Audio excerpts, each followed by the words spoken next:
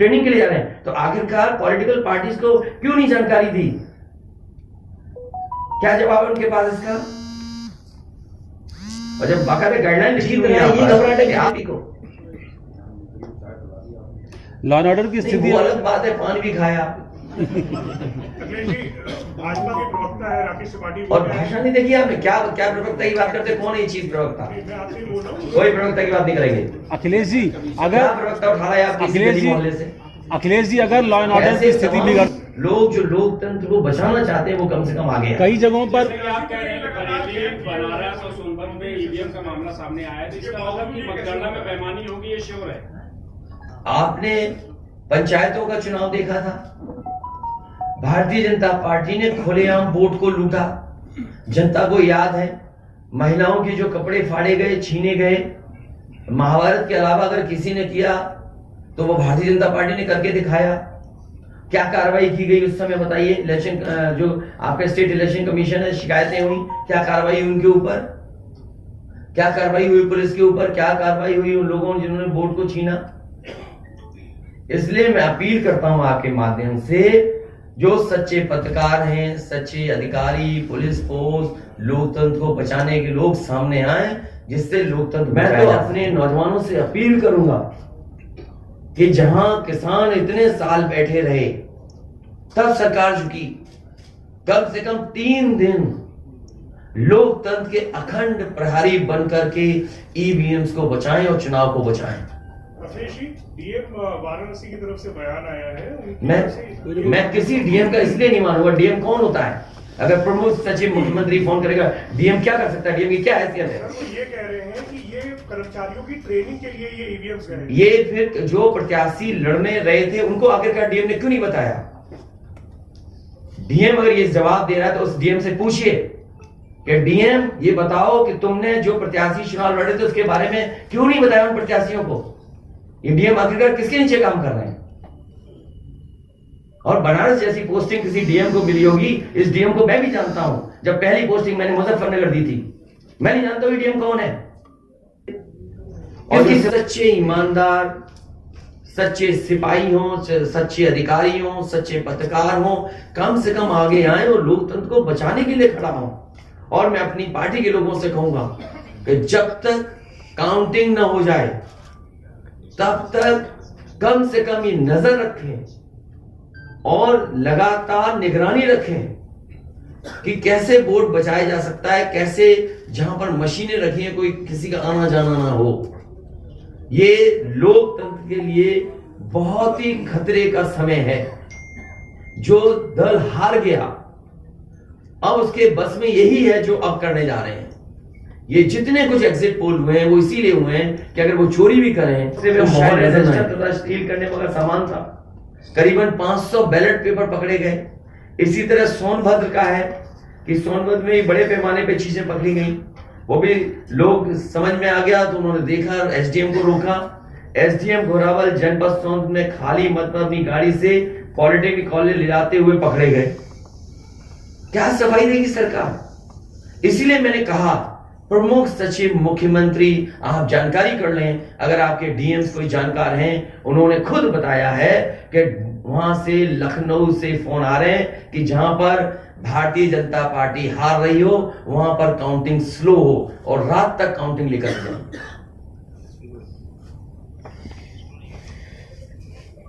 कि किसी भी वेयर हाउस में रखी हो या किसी भी स्ट्रांग रूम में रखी हो तो बिना प्रत्याशी के जानकारी के आप मूव नहीं कर सकते।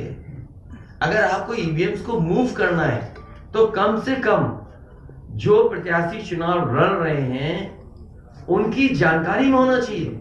और सोचिए, मुख्यमंत्री आवास से प्रमुख सचिव मुख्यमंत्री जगह जगह फोन कर रहे हो और डीएम्स को बता रहे हो।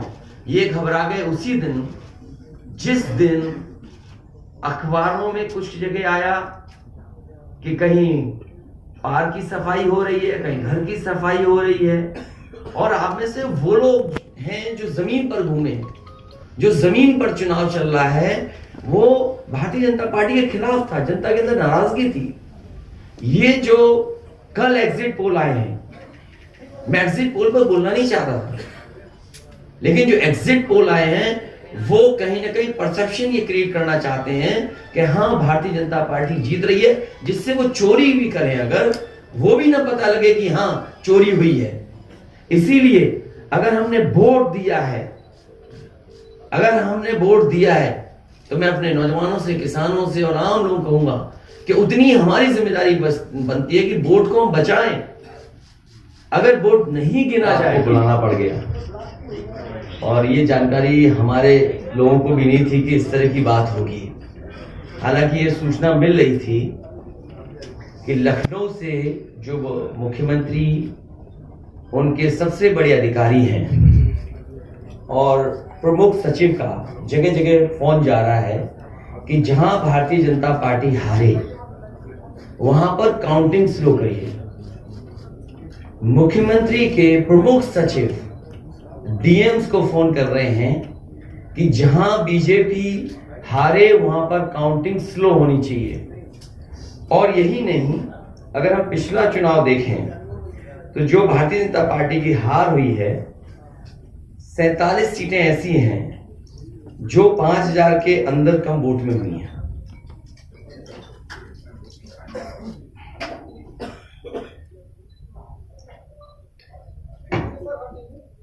सैंतालीस सीटें ऐसी हैं पिछले चुनाव की जहां पर 5000 वोट के कम फासले से भारतीय जनता पार्टी जीती है। और जो आज देखने को मिला है बनारस में कि जहां ईवीएम ले जाई जा रही थी, एक ट्रक पकड़ा गया, 2 ट्रक लेकर के भाग गए। अगर सरकार चोरी नहीं कर रही थी, ये वोट की चोरी जो नहीं कर रही थी, तो कम से कम बताए कि एक गाड़ी रोक ली, पकड़ी गई, लाइव है, अभी भी हम लाइव देख सकते हैं। 2 गाड़ियां क्यों भागी? अगर कोई चोरी नहीं थी, प्रशासन ने, सिक्योरिटी ने इतना इंतजाम क्यों नहीं किया? इतनी फोर्स है, अभी इलेक्शन की फोर्स गई नहीं है यूपी से, तो आखिरकार अधिकारी क्यों नहीं कर रहे थे? क्या वजह है कि बिना सिक्योरिटी, बिना इतने इंतजाम के ईवीएम जारी? संजय चौहान हो या यूं कहें कि आपके साथ जो लोग आपके चुनाव में आपके साथ है, आपके साथ चुनाव लड़े, उनको चुनाव नहीं जीतने देंगे, उनको चुनाव किसी भी कीमत पर हम हराएंगे। तो यही तो तरीका है, जो लड़ रहे हैं उनके बेटे ही तो लड़ रहे हैं चुनाव, जहां की ईवीएम पकड़ी गई हैं। और भविष्यवाणी एग्जिट पोल में कैसे आ सकती है? पॉलिटिकल लीडर्स जो बातें कहें, सत्ता के लोग बैठे हुए, वो एग्जिट पोल में कैसे दिखाई दे रहा है? प्रशासन और सरकार की जो चोरी है, इसमें एग्जिट पोल के टेलीविजन चैनल शामिल है। आपको ये देखना चाहिए, जो एग्जिट पोल कर रहे हैं, क्या मुनाफे के लिए कर रहे थे? जो कंपनियां बड़ी बड़ी, सर्वे का पैसा कौन दे रहा है उनको? और जो डेटा दिया है चैनलों को, फ्री दिया गया है कि उपहार में दिया गया है, वो अलग बिंदु है। कोई इतनी बड़ी एक्सरसाइज कर रहा है, उसका फाइनेंशियल बर्डन कौन उठा रहा है? सूचना विभाग। सर, सारे डीएम्स का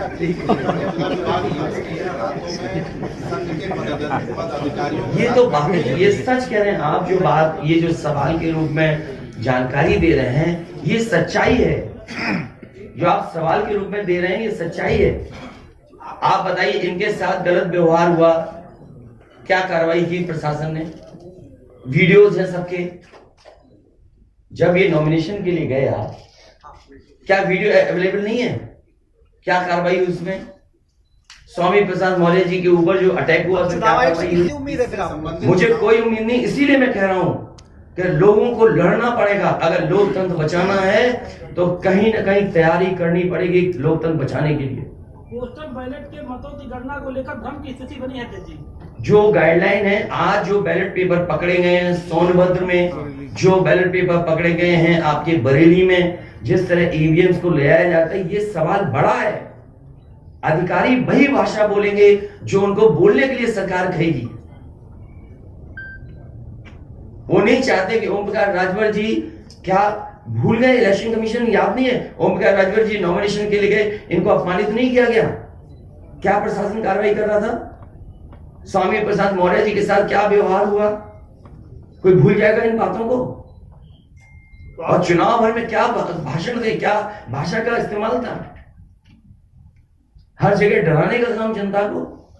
इलेक्शन कमीशन को लेकर आप बात कह रहे हैं, कोर्ट का ऑप्शन लेंगे क्या तमाम ऐसी स्थिति? ये अलग बात है। कम से कम इलेक्शन कमीशन को ये देखना चाहिए, खुलेआम जनता देख रही है, आज के जमाने में लाइव है कि किस तरीके से ईवीएम्स को ले जाया जा रहा था। चुनाव आयोग को सबसे पहले जिलाधिकारी बनारस पे कार्रवाई करनी चाहिए कि आखिरकार उसने किसी को कॉन्फिडेंस में क्यों नहीं दिया। अगर मशीनें जा रही थी तो प्रत्याशियों को क्यों नहीं बताया गया, पॉलिटिकल पार्टीज को क्यों नहीं जानकारी दी गई, अगर ये गाइडलाइन में है कि नहीं है इलेक्शन कमीशन की। हाँ, लोग इसको एक जगह से, लोगों को ये भूलना नहीं चाहिए आपके पड़ोसी देशों में क्या हो रहा है। अखिलेश जी, इसलिए मैं ये भी गाइडलाइन पढ़ना चाहता हूं कि जो ईवीएम के मूवमेंट के लिए जो मुझे जानकारी मिली है वो मैं आपसे पढ़ना चाहता हूं कि all polled EVMs and all reserve EVMs after the poll shall be under cover of arm forces, arm police at all times. Reserve EVMs should also be returned at the same time when the polled EVMs are returned at the receipt center. Reserve EVMs shall not be kept in the strong room meant for polled EVMs.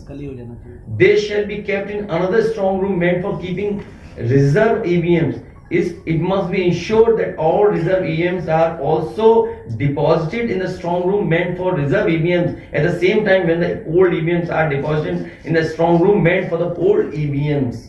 तो EVMs के लिए बिल्कुल clear कहा गया है कि कैसे क्या होना है।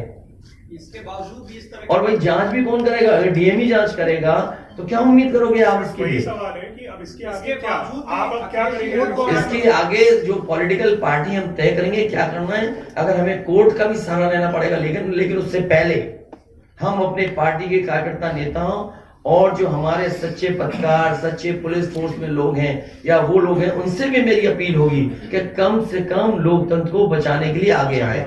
कई जगह चौहान हो या यूं कहें कि आपके साथ जो लोग आपके चुनाव में आपके साथ है, आपके साथ चुनाव लड़ेंगे, उनको चुनाव नहीं जीतने देंगे, उनको चुनाव किसी भी कीमत पर हम हराएंगे। तो यही तो तरीका है, जो लड़ रहे हैं उनके बेटे ही तो लड़ रहे हैं चुनाव, जहाँ की ईवीएम्स पकड़ी गई हैं।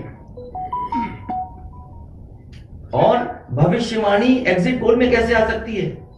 पॉलिटिकल लीडर्स जो बातें कहें, सत्ता के लोग बैठे हुए, वो एग्जिट पोल में कैसे दिखाई दे रहा है?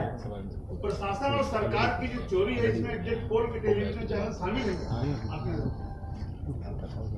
आपको ये देखना चाहिए जो एग्जिट पोल कर रहे हैं क्या मुनाफे के लिए कर रहे थे? जो कंपनियां बड़ी बड़ी सर्वे का पैसा कौन दे रहा है उनको?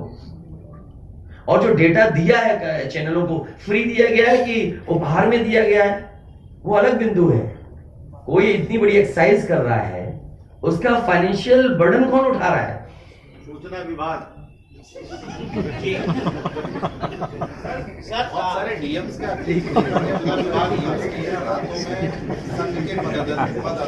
ये तो बात, ये सच कह रहे हैं आप। जो बात, ये जो सवाल के रूप में जानकारी दे रहे हैं, ये सच्चाई है। जो आप सवाल के रूप में दे रहे हैं, ये सच्चाई है। आप बताइए, इनके साथ गलत व्यवहार हुआ, क्या कार्रवाई की प्रशासन ने? वीडियोज हैं सबके। जब ये नॉमिनेशन के लिए गया, क्या वीडियो अवेलेबल नहीं है? क्या कार्रवाई हुई उसमें? स्वामी प्रसाद मौर्य जी के ऊपर जो अटैक हुआ, उसमें क्या कार्रवाई हुई? कैमरे लेके स्ट्रांग रूम में बैठ जाए न पत्रकार बैठे, लेकिन कम से कम आवाज तो उठे। चलिए, बहुत धन्यवाद आप सबको।